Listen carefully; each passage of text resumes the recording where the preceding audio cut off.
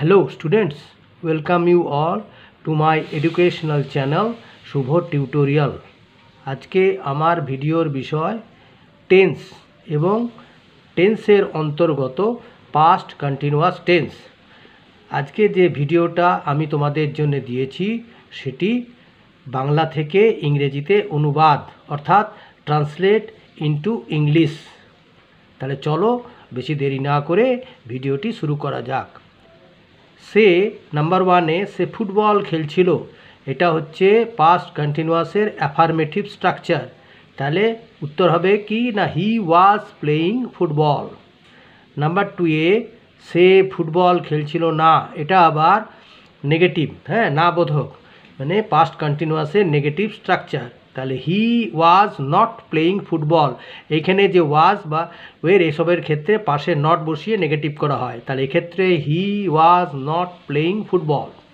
Number থ্রিতে সে কি ফুটবল খেলছিল, প্রশ্নবোধক চিহ্ন আছে, তার মানে এটা একটা প্রশ্নবোধক বাক্য, ঠিক আছে। এটা হচ্ছে interrogative form, interrogative structure, past কন্টিনিউয়াসের ইন্টারোগেটিভ স্ট্রাকচার। তাহলে সে কি ফুটবল খেলছিল, ওয়াজ হি, ওয়াজটা চলে আসবে সামনে, তাহলে ওয়াজ হি প্লেয়িং ফুটবল, তারপরে শেষে কোশ্চেন মার্ক। তাহলে সে কি ফুটবল খেলছিল, ওয়াজ হি প্লেয়িং ফুটবল।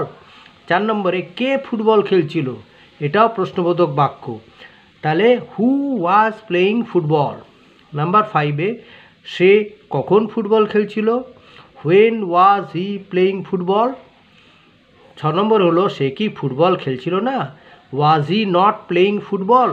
আচ্ছা, এরপরে দেখো fill in the blanks with suitable forms of the verbs given in the brackets. এগুলো আমি তোমার করে দিয়েছি, শূন্যস্থানগুলো পূরণ করে দিয়েছি। এখানে ব্র্যাকেটের মধ্যে সবুজ কালিতে ভার্ব দেওয়া আছে, সেই ভার্বের সঠিক রূপটি নিয়ে শূন্যস্থান পূরণ করতে হবে। যেমন we, when he came in. আচ্ছা, এখানে হলো 2 নম্বরে হলো water was dripping from the leaves and the grass was wet. এগুলো সবই পাস্ট কন্টিনিউয়াস টেন্সে হবে, আমি করে দিয়েছি। যখন মানে পাতা থেকে টপ টপ করে জলের ফোঁটা পড়ছিল এবং তার ফলে and the grass was wet, মানে তার ফলে ঘাস ভিজে গিয়েছিল, সবই অতীতকালের কাজ। Number 3, Rahim was talking to his friend when his mother called him. সব আনসারগুলো আমি কিন্তু করে দিয়েছি। Number 4, it is raining now, এটা আবার বর্তমানকালের রূপ, এখন বৃষ্টি হচ্ছে, it is raining now. 5, when I visited her she was singing, যখন আমি তার সাথে সাক্ষাৎ করেছিলাম তখন সে গান গাইছিল। নাম্বার 6-এ হচ্ছে দ্য গার্ল ড্যাশ নাও, এটাও নাও আছে, মানে বর্তমানকালে এখন চলছে, মানে একটা চলমান কাজ, এই জন্য the girl is dancing now.